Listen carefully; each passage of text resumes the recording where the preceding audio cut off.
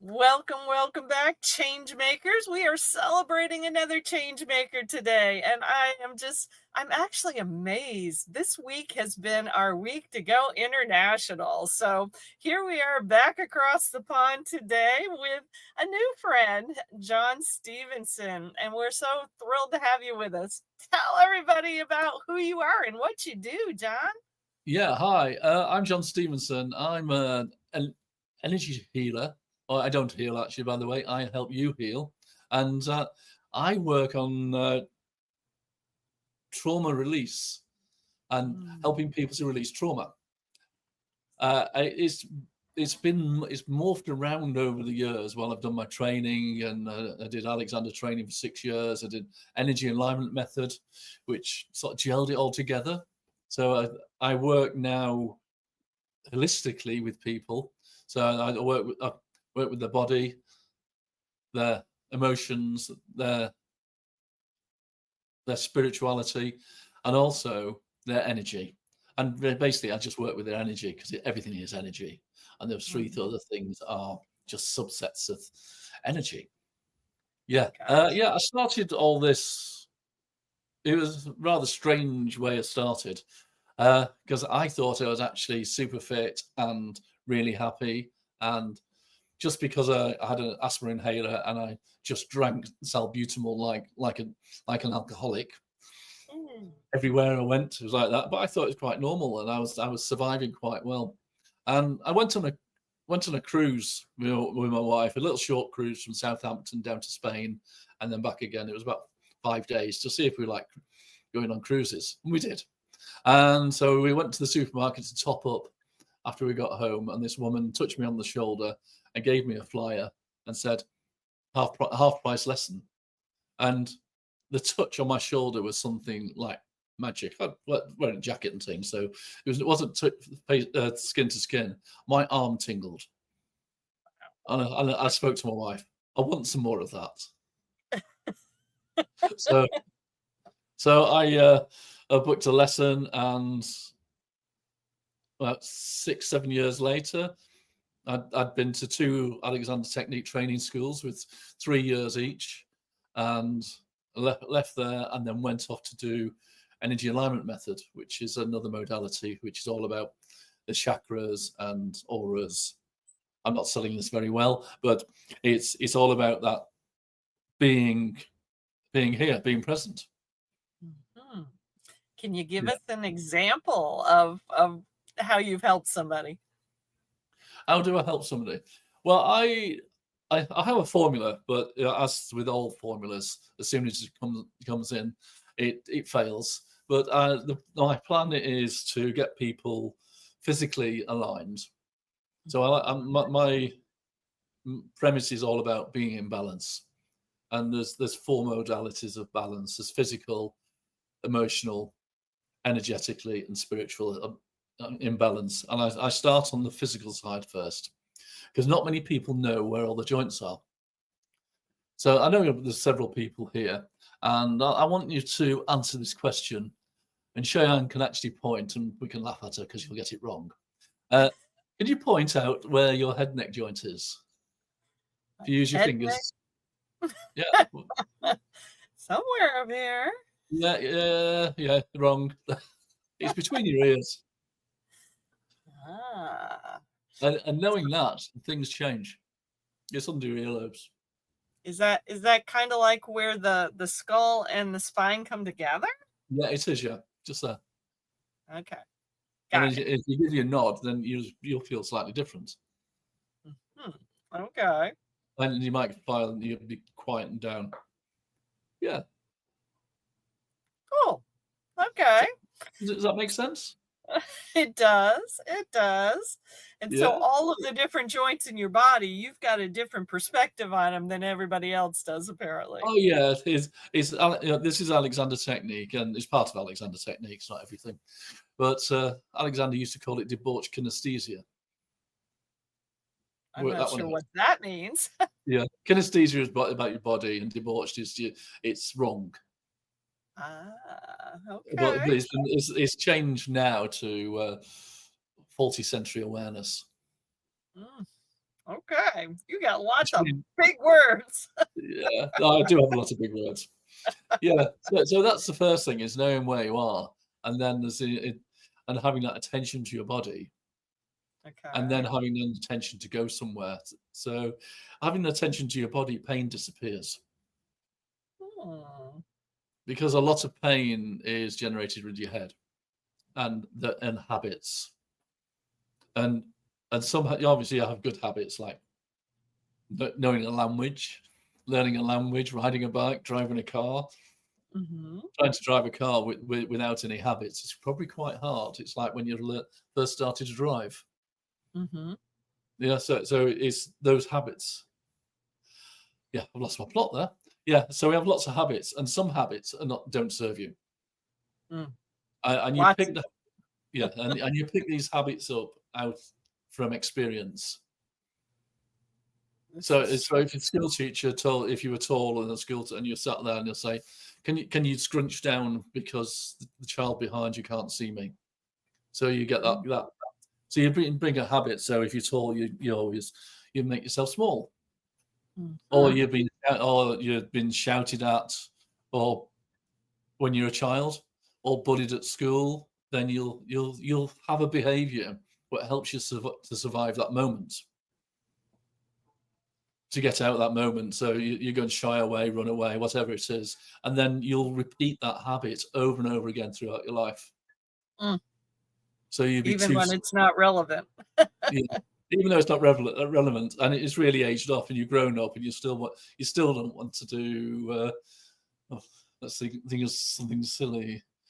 Yeah. Well, I had one which was I didn't like paper tissues until recently, because my mother, like, I had ice cream on. I was in a pushchair, and I managed to get ice cream all over my face, and then she used a paper tissue and it all stuck to my face, and Oh, and and it's only now, and this is decades later, that I can actually use them. Before that, I just couldn't, because it's a habit and a fear, and I just didn't like them.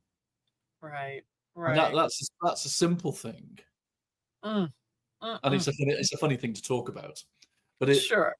so other people have a lot more serious things which probably don't want to talk about here, but you Right. can imagine what they are, and you'll respond from that event over and over again. So you'll keep doing things. You'll make yourself ill. Mm. You'll shy away from things. You won't be your full self. You won't be able Mhm. to talk to particular people because they remind you of somebody. Yeah, Yes. and yeah, Avoidance. and all that avoidance, and there's a whole volumes of psychology about all this. But Wow. you pick up these habits and you just keep using them, Mm. and those habits manifest in your body. Mm. So I'm quite intuitive and clair sentient. So I can feel into people's bodies. Ah, So when I'm okay. working with people, if it's touch or either online, I can sense where there's a tightness or emptiness in the body, and then we can work on that and then release whatever that is, because that emptiness or tightness is something about the past which is stopping you being you, your real you. Mm. Mm. Mm-mm. Wow. And, when we were talking earlier, you said something that was interesting. I don't think I've ever heard anybody verbalize quite like that, but it makes such sense because, you know, so much of so much of traditional medicine in my mind is very much about manipulating the body to try to get certain kinds of results. And yet what you're doing, you're saying, I don't want to manipulate. I want the body to be in control and sovereign. I mean, can you tell us a little bit more about what you mean by that? Because that feels really powerful to me. Yeah. So my belief, and Joe Dispenza and lots of other the speakers of well-being believe that we can heal ourselves because we've got every drug in our body we need, Mm, but then nice. but they're not accessible, because it's about the autonomic nervous system. I don't know if you heard about that. And you've got Hmm. the fight and flight, and which is parasympathetic side of it. And sorry, that's the sympathetic side of it. Then you've got the parasympathetic side.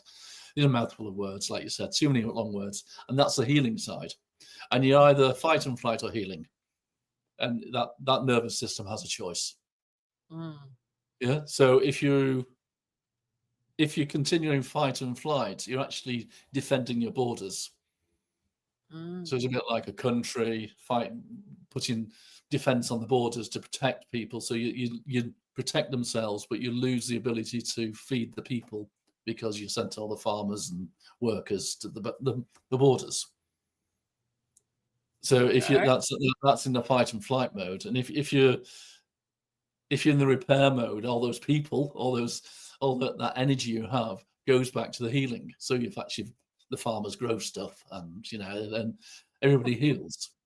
Because it is fractal, it goes down to the cell up to world organizations. You can either fight and flight, and that side, or you can heal.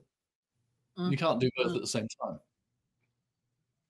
Sounds like a lot of what you're talking about is learning how to release the fear. I mean, people live in fear from so many things, and that to me is probably one of the big blocks you're talking about that prevents healing. Yeah, and there's a very easy way to do that. Yeah, to honest, and that's to be present. If you're in the here and now, there's no such thing as past and future, because you're just here. And that now is really a short amount of time. It's not hours or minutes. It's picoseconds and femtoseconds, those little bits of seconds, and that is now. And every time one of those goes over, it goes into the past. So you're always in the now, just in a moment. And as soon as you've thought about something, it's in the past. And if you're in that state, then there's no fear. Then you can turn off your sympathetic nervous system and turn on the parasympathetic nervous system and heal. Wow. And it sounds so simple, but I know that there's more to it than that. Well, it is very simple, but we've got ego and everything else in the way, and the super ego, and I can't remember Freud's. I can see Freud's diagram, but I can't remember the 3 elements. But it's the conscious and the subconscious, and there's a super consciousness. Yeah. So we try to manipulate things to keep us here, and it's all and it gets very complicated. It's about communities and being together, because we're herd animals, so we like that community, and we need to breed and feed together and survive in groups. So there's all that group dynamics. Wow. And if you do work in groups, or are you pretty much a one-on-one kind of person? I do workshops. I haven't done any this year, but I was doing them last year. And I do I think it's 5 or 6 week program. I'm sure, I can't remember now, but it is working on balance, and it's the same things what I worked. It is actually work on your physical, so it's the relationship with yourself or your body, and then relationship with things, because we have a lot of habits with things. So I remember when you were at school and they were playing ball games. I don't know, I've only known you for half an hour, but at school, now you've gone to school, you can actually remember somebody throwing a ball at you.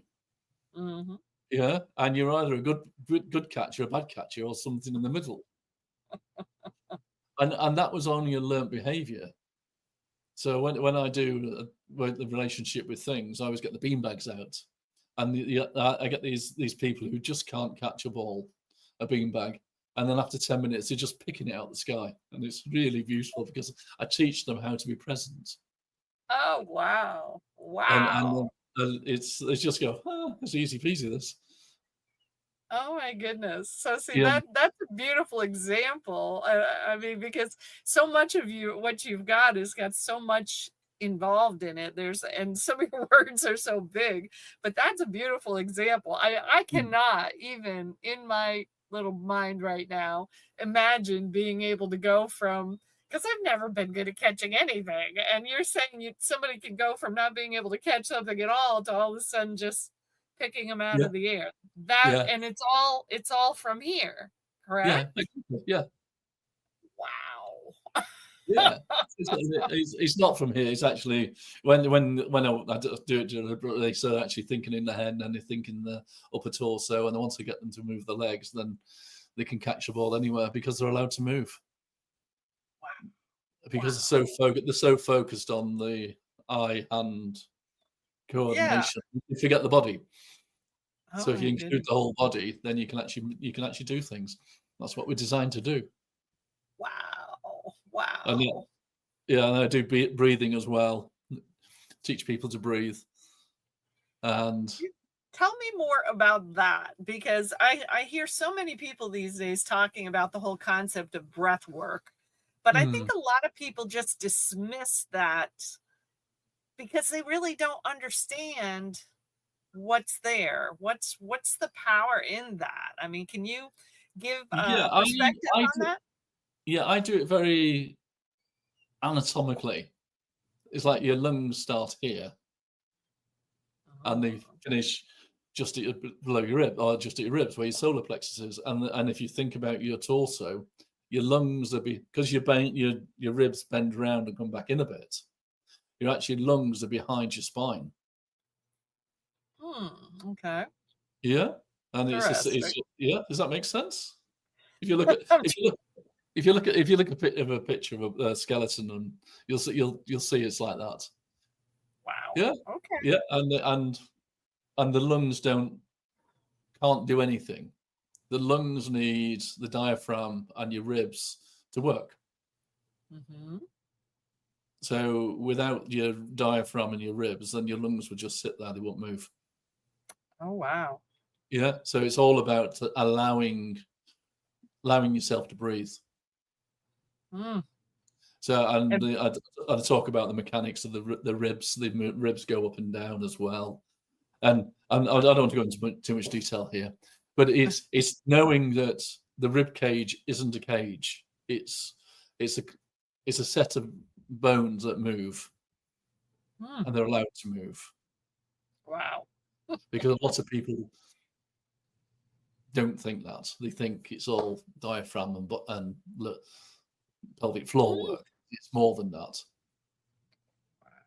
So that's Oh, and knowing that, and obviously the anatomy of the throat and so windpipe. Sorry, they got the wrong one. Yeah, and it's knowing how all that works, and the voice box, and how your jaw is, and how your jaw. It's all part of the breathing, and where your tongue sits when you're not speaking. mm. When All so you things we don't think about. your tip of your tongue when your mouth is shut should be parked. I always get this slight. I know what I'm saying, but I get the words wrong.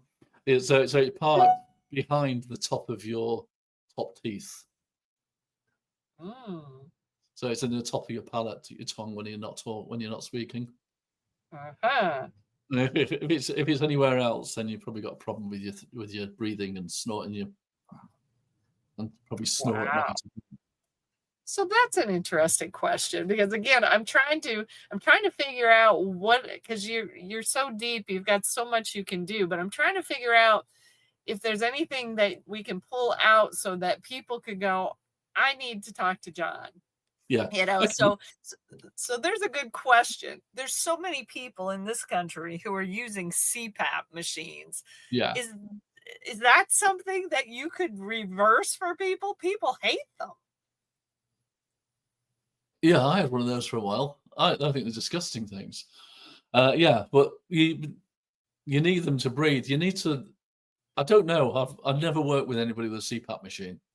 Oh, wow. Okay, they haven't Yeah, found so you I yet. don't know the answer, but it'd be certainly anatomy training and learning how you actually breathe, Mm. and also losing weight is probably a good thing as well if you've got a CPAP machine, because it's normally weight related. I'm sure there are cases where it's not, but that's what I believe. Okay. If you got a CPAP machine, lose weight is probably the first thing, and it's how you do lose weight. Is a is a Wow. is a challenge. So Yeah. what who are great clients for you? What kinds of things do they typically come to you with and say, "John, help me with this?" Well, they normally come with a secondary problem. You know, they got a sore aching shoulder or a bad back, or the I've had quite a few are just intrigued what I do, and they come along and they actually go, "Aha, that's what you do," and then they release the tension what they're holding. Mm, But there's an awful lot of the people come along with a problem a lot, and it's not really the problem what they're coming for, but they think it's that problem, and it's not something deep seated, and no, and it's normally trauma that's held in their body somewhere. mm. And I work. I have worked them on a sort of a couch, like a table, or I do it on chair work. I get them to move up, sitting and standing, which is traditional Alexander way, and or just walking and talking and moving limbs around. So it's very hard to describe what I do, but it's noticing where their tension is, and Okay. there's certain parts of the body. If if women come to me and the pelvis joint, the pelvis is tight, the hip joints are tight, it's generally a good indicator that they've had some sexual abuse when they were younger, because metaphorically they're walking around with their legs crossed, so they're not willing to allow the hip joints to move, Wow. Mm. and it's Mm. and you feel it in the stomach as well, and there's a lot of holding in the stomach. Mhm. When I put my hands on, I can feel it. Wow. So Wow. yeah, so it's quite some of it's quite traumatic, and Mm. I generally get tears off my clients. I was gonna say, sounds like a lot of emotional release can happen Mm, with you. Sounds yeah, like a lot of pain release can happen with yeah. you. Um, mm, mm, mm. I mean, anybody ever get into anything, and I don't even know how you describe this, because to me the spiritual level is at the energetic level. But I mean, Mm. does anybody ever ask, saying, I'm trying to find myself more as a spiritual being? Is that something No, that you help to I've develop the awareness? never had anybody like that, but I've had people with past life trauma. Mm, okay. And yeah, I had one this week. Was Yeah, yeah. She was stabbed in some past life with a spear in the back. Ooh, that doesn't sound good. No, no, and it had happened several times in different Wow. ages. Wow. And Makes the thing is, all that I don't know if it's true or not, but I can feel that, and I can sense that time and what is happening, and they tell me about it as well. So I mm, don't know if it's real or not real, and I'm really out on it, but it works and it clears things. mhm. So I really want to be cynical about it, and is that cynical the right word? Out on the wire and not sure, because if I start believing it, then I don't know what's going to happen. But it certainly is, and I've done work on myself, I've gone back in time to different ages. Mm, Yeah. okay. Also I use I've been going to spiritual church circles as well, so and I do have my guides as well helping me, Okay. which is another dimension, which I don't want to talk. Mhm. Yeah, so if I allow them in when I'm doing my work, it's something quite spectacular, and the huge changes happen. Wow. Okay. Okay. Yeah. So I've been a bit vague, but it's yeah, the thing is, almost my client base is the world, because everybody's got a problem. Well, they do, and that you're right. I mean, that's what I've been trying to kind of pull together here, is if if there's a specific kind of people who benefit the most from you or who tend to show up on your doorstep the Yeah, most or whoever, because people will. I've had people in my group be reaching out to other people saying, I think I need your help, but they usually need yeah. something they can But identify with. yeah, so my client base, which I don't chase, are probably women of your age who've got a lot of trauma from their childhood or young adult life, Mm. and they're seeking they're coming along with lots of medical problems which probably manifested because of the trauma they had, and they let go Mm. of the trauma. And the other set of women I catch are the younger ones who can't conceive, Oh, interesting. and then they do. Wow. That's huge because Yeah, that's becoming a worldwide problem. yeah, yeah, yeah. I just work with them, and it's not. It's always been a byproduct of the work. Not they haven't come to get. They haven't come because they can't get pregnant. They can't get pregnant. It's because they just want to do the work, and I see it as it's opening up their energy and making them available, Wow. and calming that fight and flight down so they can heal themselves. Therefore, they can have children. Interesting.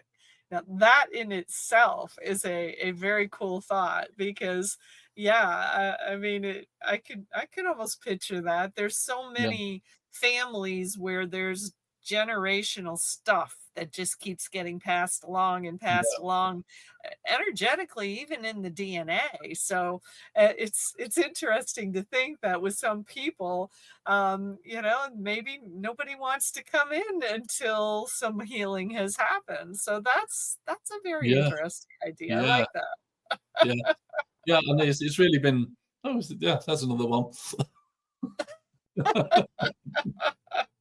Very cool, very cool. Well, John, it has been intriguing talking to you. How can people get a hold of you if they just feel that tug that they've got to Well, they've got to come talk to you?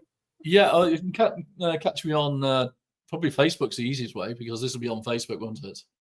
This will be on Uh, Facebook and yeah, YouTube. yeah, yeah, and also I've got my website which is rediscoverfreedom.com. Oh, You can I drop me a like line on that. that one. Yeah, and there's lots of testimonials on there Okay. and thousands of blogs. No, not thousands, about 250 blogs I've written over the years, which I realise Amazing. I've been writing blogs for 10 years. Wow. Wow. Well, it sounds like you've had a lot to write about. So Yeah. thank you. No, Thank you. Thank it's most of it's my journey of where I've been and where I've been stuck and write about it. Mhm, mhm. Yes, it's Yeah. wonderful when we can take our own experiences and be able to help relate to other people through those. So, thank you Yes, for I do. all the work you're doing. Yes. Great deal. So, any final words of wisdom to leave people with here today? Yeah, there's something like that just came to me is that life's simpler than you think. Mm.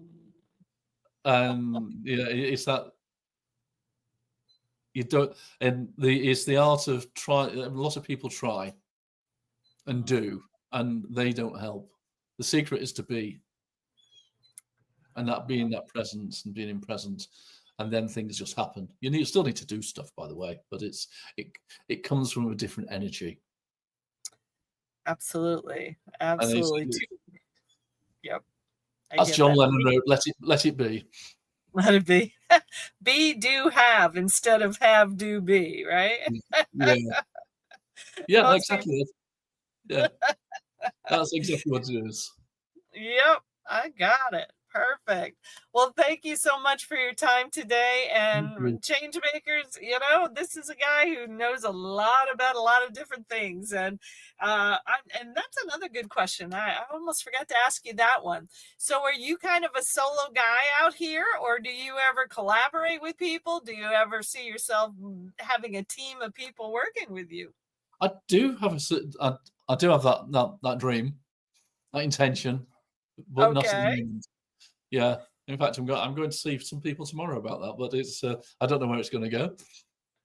A All the local healing group, see how we get on, and see if we can collaborate together. Nice, nice, Yeah, awesome. Because I think that's part of what we're being called to do on this planet is to, come together with all the different puzzle pieces and kind of put them together so that we can create more robust solutions, I guess is a good way to put it. So you've got a lot of pieces of the puzzle, and I can imagine if you worked with a few other folks with some other pieces, God only knows what you can do, but yeah, I'm sure it'll be good. yeah, it will be. Thank you very Awesome. much. All right. Thank you, John. And thank you, all our change makers. We'll have some more Thank you. interviews coming up for you soon. Take care and have an awesome day.